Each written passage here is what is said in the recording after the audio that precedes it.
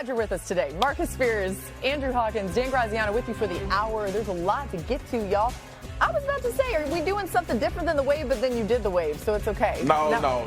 I've been throwing deuces. You were just doing deuces. You know, I'm all over the place. My bad. Hey, listen, you do whatever you want. We'll tell you why later. That's a big tease for the end of the show.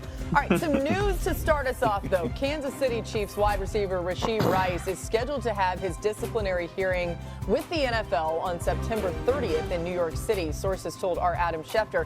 Rice is now likely to be able to play the first 4 weeks of the season before any potential discipline is imposed for his role in a multi-car crash that left multiple people injured during the 2024 offseason. Now, if you take a look at the Chiefs' early schedule, right, with this news in mind, in the first 10 weeks, they faced 6 playoff teams from last season and 3 teams that failed to reach 5 wins. They opened the season in Brazil against the Chargers and then play 5 of their next 8 games in Kansas City. ESPN Analytics has the Chiefs winning 8 of those first 9 games, with their 1 loss coming in Buffalo. Graz, what more can you tell us about the timing of this hearing for Rashee Rice?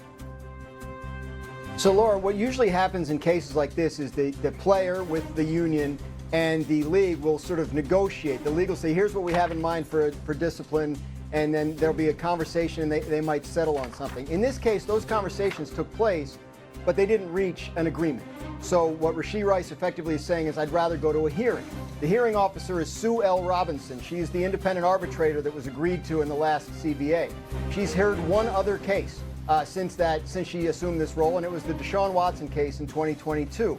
So my understanding is the hearing scheduled for September 30th because that's when it fit into her schedule. Now, if you look ahead and if you look back, in fact, to 2022, the hearing was at the end of June. Her ruling was issued on August 1st. She imposed a 6-game suspension on Deshaun Watson that the league then appealed because they wanted a longer one. And then about 2 weeks later, the league and union settled on an 11-game suspension. So this is the kind of thing now that could hang over the back half of the Chiefs season with uncertainty in terms of when the suspension could start and how long it could be. It's fascinating context and really instructive in what we might see here. Hawk, as it relates to what Rashee Rice brings to this team, it seems like the Chiefs will have Rice for at least the first 4 games of the season. What does his skill set add to this offense? It adds a Kelsey Mahomes variant of chemistry to the receiving core, because what makes Rashee Rice special, and has been a special since he's been a rookie, is that he sees and feels the defense the same way that Patrick Mahomes does. So when they've had issues, especially early in his career, he's helped fill some of that void that is left by Kelsey, who is 35 years old, still one of the top tight ends in the league, but he might be a little slower getting to those windows. So having Rashee Rice in the lineup with Kelsey, with some of that speed of Hollywood Brown and Xavier Worthy, really makes it feel like a complete package as it pertains to the passing game. Yeah, Hawk, you mentioned his ability to read like Patrick Mahomes, but his run after catch as well was something that was starting to come to a head. They were able to get him the ball in quick game, and he can go make plays. The fortunate part in this unfortunate situation is that they got a lot of experience for Xavier Worthy last year, and he became a guy more in depth to the route tree. Hawk, you would know more than me, as opposed to just being a straight line guy. And then the creativity of Andy Reid as well to get guys in favorable situations. But make no mistake about it, this is going to be a tough year for the Kansas City Chiefs, not because they won't be good, because other teams have been spending time and money and office visits to try to figure out how to get over the hump. The Bills in particular, the Ravens in particular. So they need to have that type of rapport going. But to Graz's point as well, it's still so much unknown. So I think the Chiefs have to operate like they won't have Rashee Rice. They have to operate like he won't be available at any point during the season, just in case if it comes at a time where you're playing those critical games and he's not available for you. And you showed, Laura, those first 10 games of the season. In no part of that did you see the Denver Broncos. Those games are in the back half of the season. That they were only 2 division games in that first 10. So if they're missing him for the second half of the season, that could be potentially significant. I think, if you're the Chiefs, you probably would have rather had the suspension at the start of the season, know when it was going to end, and be able to move on from there. Yeah, obviously they can't control that. It's to the mercy of the judge's schedule. Right. But yeah, the back half of the season looks foreboding. All right, to more big news. Micah Parsons still doesn't have a new deal as the Cowboys and their star player continue to get further away from common ground. Seemingly, the drama continues with America's team. And here's Jerry Jones yesterday on what is preventing him and Micah from talking. Nothing. So why don't you talk? Again, nothing would be that, and we might or might not talk. And the rest of that gets in what we do every day. You think that talks would pick up a little bit with him? I don't know that necessarily talks will, but we've got a game coming, and he's under contract. A little smile at the end.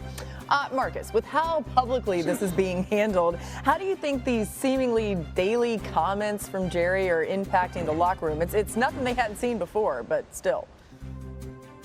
Yeah, but Boogie, this is different. And I think bitterness is starting to set in between Micah Parsons and Jerry Jones, right? Both of them have their perspective of why the other one is being treated unfairly. And then ultimately I saw y'all play the clip and the reaction to what he said on the blue carpet about having to create this kind of drama and this scenario. So there's a lot of things that are affecting this locker room because it's not about football. This whole entire training camp has been about Jerry Jones and Micah Parsons. Every question I'm sure that these guys are getting. Let me ask y'all this. I'm going to be honest with y'all. Put everybody up on the camera for me, please. Everybody up on the camera. Hey. When's the last time y'all had a conversation about the Dallas Cowboys and their performance in training camp and what the players are doing? Have we had that discussion at all? And Marcus, I mean, has anybody talked about it? I've been on this show a lot this offseason, as have all of us, right? And we haven't talked about that because we can't, because we're too busy talking about this. But maybe we should be talking about the fact that they got George Pickens there across from CD Lamb. You've got a healthy Dak Prescott. I don't know. You're right. Like, but everything Boogie, is about this. But Boogie, that's my point. Yeah. That's my point. These players in this locker room are probably inundated with Jerry Jones and Micah Parsons. And I'm telling you, Hawk knows this as well as anybody. First of all, you're in training camp, so you're already in purgatory. All right, you're trying to get ready and get prepared for a season. You got a new coaching staff. You got new coaches trying to figure out who the talent is and how we're going to use them. Micah is unavailable, but the questions and the scenario and the narrative has nothing to do with football when it comes to the Dallas Cowboys, which in line is the issue. And Boogie, you have said on TV with me a number of years, and I've had to argue with people that this actually affects the way that football is played for this football team, and nobody wants to seem to believe it until now when we hear Jerry say, I want to create some controversy because it keeps the Cowboys in the press. You're spot on, Marcus. And I think, to your point, like the reason why these Cowboys teams fail to reach their potential is because of these unnecessary distractions. We are pounded into our head.